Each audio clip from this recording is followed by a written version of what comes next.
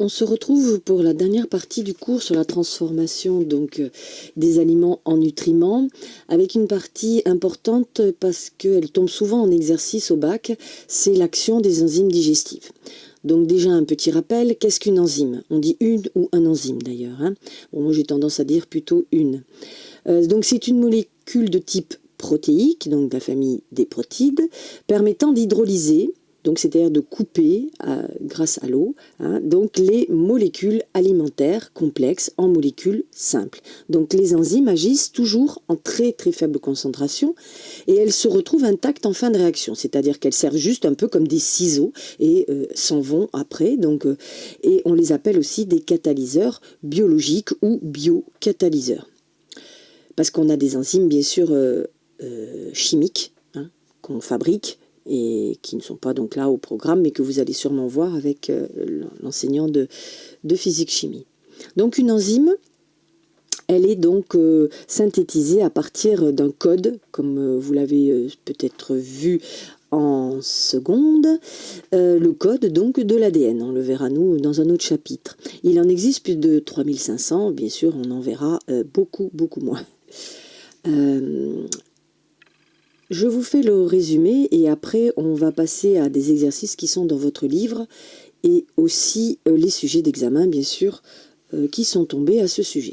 Alors les choses à retenir, c'est qu'une enzyme agit toujours à une certaine température et comme par hasard c'est la température de notre corps, donc 35 et 38. Donc tout exercice ayant des températures en dessous ou au-dessus, bien sûr les enzymes ne fonctionneront pas. Donc il y a une certaine logique là-dedans. Donc à 0 degré, si vous mettez donc un tube à essai avec des enzymes dedans et que vous le mettez au frigidaire, eh bien l'enzyme va s'inactiver.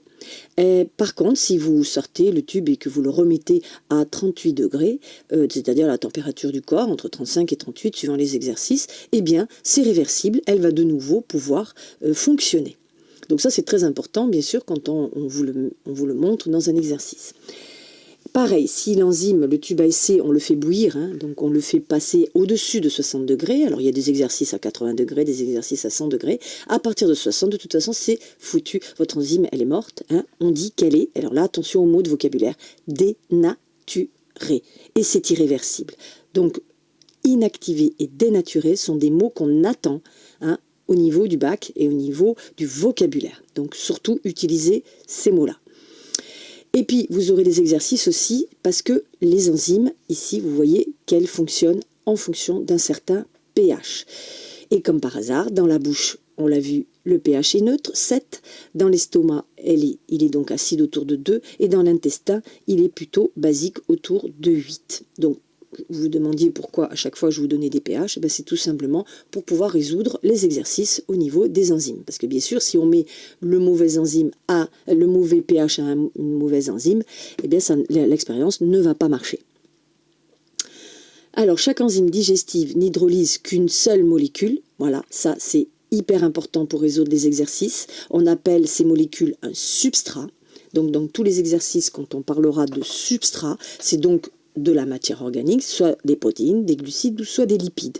Et chaque enzyme est spécialisée. Vous en avez une pour les protéines, une pour les lipides, comme on a vu celle de la bouche par exemple. L'amylase, c'est pour l'amidon, les lipases, c'est pour les lipides. Voilà. Et donc si vous mettez une lipase pour dégrader de l'amidon, ça ne marchera pas. Donc elle est spécifique, c'est pour ça que je l'ai encadrée, d'un substrat et d'un type de réaction.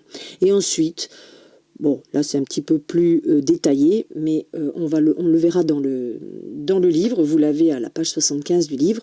Elle possède donc un site actif, vraiment avec une forme moléculaire vraiment très très spécifique. Et c'est pour ça qu'une autre enzyme ne peut pas y aller. Donc la concentration par contre en enzyme ou la concentration en substrat, surtout en substrat d'ailleurs dans les exercices, peuvent être un facteur limitant à la vitesse de la réaction. C'est-à-dire que plus vous allez rajouter d'enzymes, plus ça ira vite. Par contre, le substrat, si vous en avez plus, l'enzyme va s'arrêter de travailler. C'est assez logique aussi. Donc, tout ceci, on va utiliser donc toutes ces propriétés dans les exercices.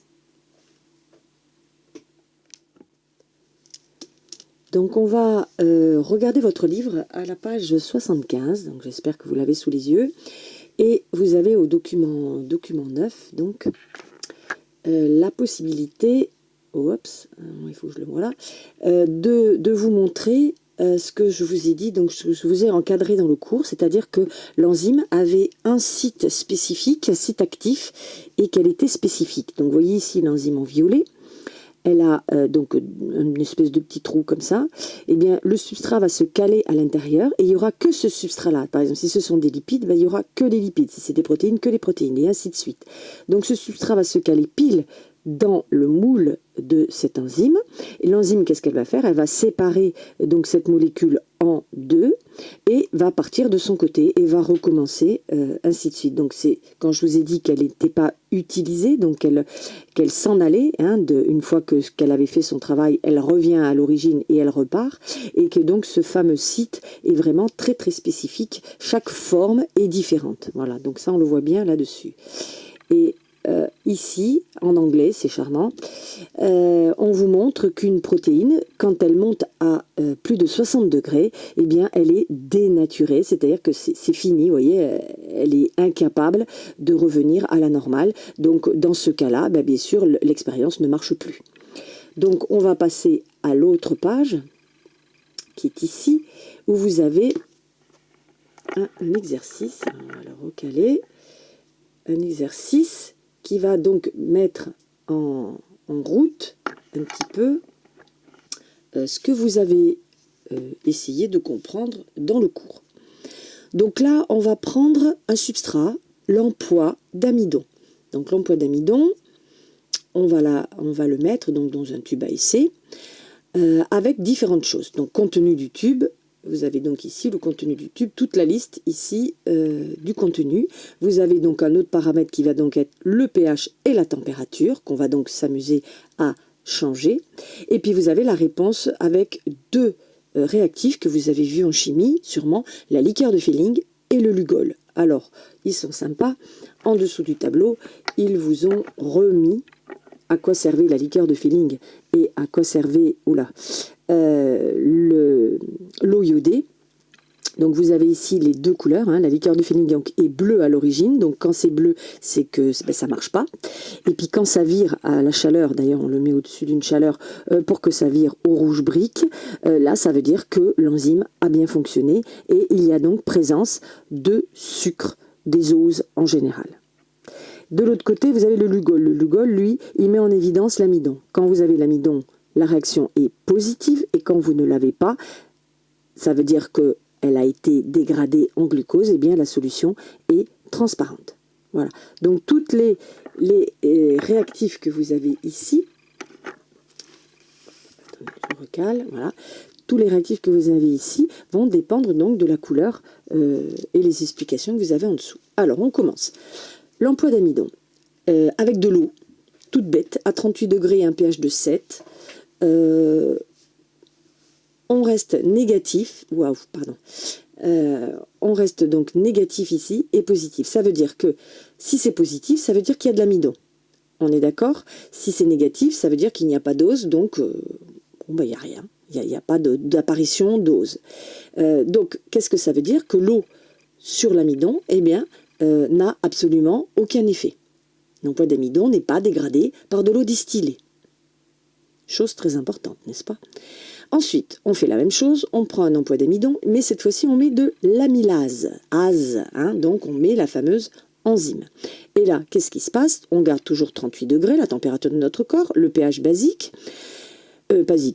neutre. Et là, qu'est-ce qu'on voit? Il n'y a plus d'amidon, donc on est en négatif. Par contre, la réaction de Fehling a bien marché, en positif. Donc, ça veut dire qu'il y a apparition d'ose. Donc, qu'est-ce que ça veut dire? Que l'amylase a bien dégradé le substrat. Donc là, on utilise bien les mots de vocabulaire. Donc, l'enzyme amylase a bien dégradé à 38 degrés pour un pH neutre l'emploi d'amidon en glucose. Donc, tout a très bien marché. Maintenant, on fait exactement la même expérience, l'emploi d'amidon avec de l'amylase, mais cette fois-ci, on baisse la température, on la met à 0, et là, ça ne marche plus.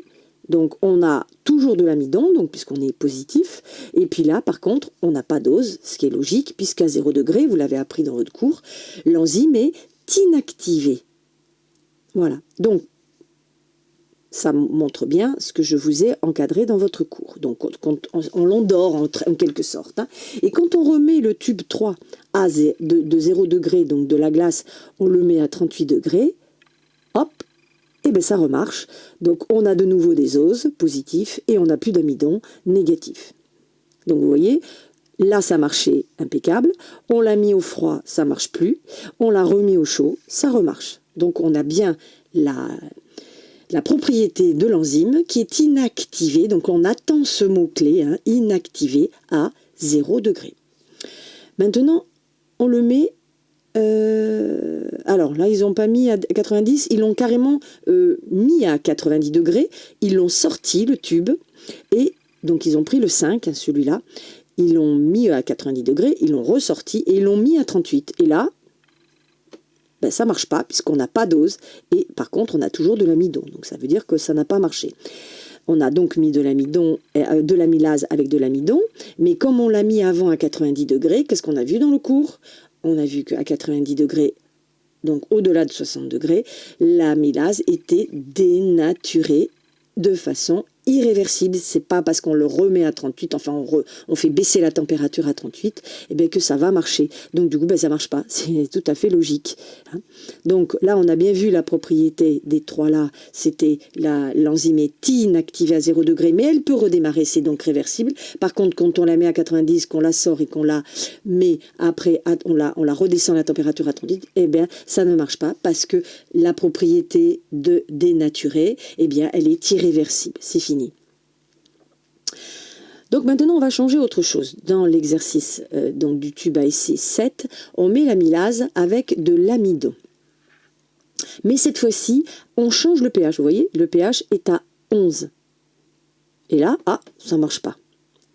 Donc là, ça marchait à 7, là, ça ne marche pas à 11. Donc, c'est que quoi?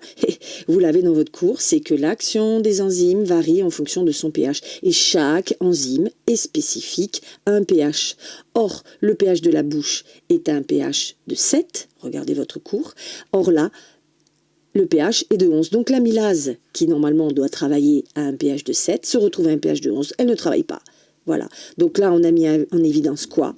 Que le pH de 11 n'était pas le pH qui pouvait faire travailler l'amylase. Donc l'amylase n'est pas dans son pH spécifique. Après, qu'est-ce qu'on fait? La même chose, mais cette fois-ci on baisse le pH, on le met en pH acide. Alors ce pH-là, visiblement, ne lui plaît pas non plus, puisque ça ne marche pas. L'amidon donc est toujours présent, il n'y a aucune attaque de l'enzyme. Donc ce pH 3 ne fonctionne pas, donc l'amylase ne fonctionne pas à un pH 3, l'amylase ne fonctionne pas à un pH 11, elle fonctionne donc, on l'a vu dans le premier, à un pH de 7. Vous voyez, ça, cette expérience, on le verra dans les exercices de sujet de bac, eh bien c'est exactement ça. On fait des expériences et on vous demande de mettre en évidence. Alors le dernier, on a pris un coton hydrophile avec de la cellulose à 98% en solution et on a mis de l'amylase. Donc c'est-à-dire qu'on a mis une sorte de coton en forme de cellulose et on a mis l'amylase. Et bien là ça marche pas. Alors là on a voulu mettre en évidence une autre propriété de l'enzyme qui est sa spécificité au substrat. Donc l'amylase n'attaquant pas la cellulose, cette forme-là est beaucoup trop complexe. On a dit que c'était le microbiote qui attaquait la cellulose. L'amylase est incapable d'attaquer quand vous mangez de la salade ou quand vous mangez donc des haricots ou autre, ou un fruit. Elle ne peut pas attaquer ces fibres, tout simplement. C'est beaucoup trop costaud. Et là, ça ne marche pas. On a beau lui mettre la bonne température, on a beau lui mettre le bon pH, et bien ça ne marche pas. Donc là, qu'est-ce qu'on a voulu mettre en évidence? On a voulu mettre en évidence qu'elle était spécifique à un substrat. Donc l'amylase est vraiment spécifique à l'amidon et pas à la cellulose. Voilà. Et il y a plein d'exercices de ce type qui vous permettent de voir si vous avez bien compris le cours.